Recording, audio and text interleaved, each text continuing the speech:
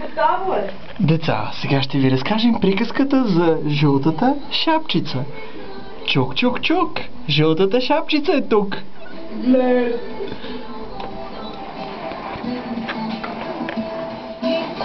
Бабо! Какво става? Спиш ли, бабо? Бабенце. Бабо! Ма искам да ти видя очичките! Не може, бабе, много съм болна. Ма бабо, аз ти нося магически кос!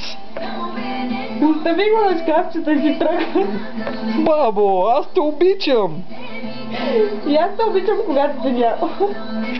Бабо, хайде да ти видя поне зъбките! Не може, бабенце, не искаш да ги видиш. Хайде, бабо, искам да видя, че моите наркомански зъби не са най-зле на света. Бабе, не искаш да ги видиш.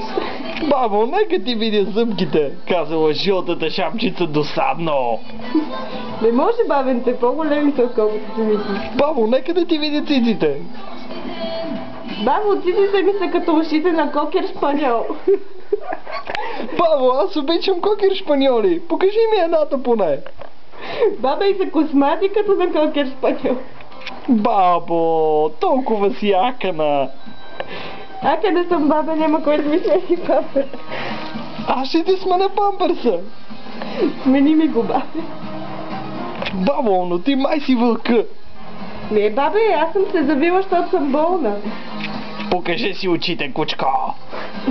Ето, бабе, ми ги очите. Бабо, защо са ти толкова големи очите? За да те виждам по-добре, бабенце. Лъжиш ме, бабо, пак си друсала. Бабенце, то си трябва с време на време. Бабо, не ми обеща повече да не пиеш диапазан. Бабе, какво да направя? Бабо, ти се смееш истерично. Айде изяждай ме вече и да свършва приказката. Я го спреш,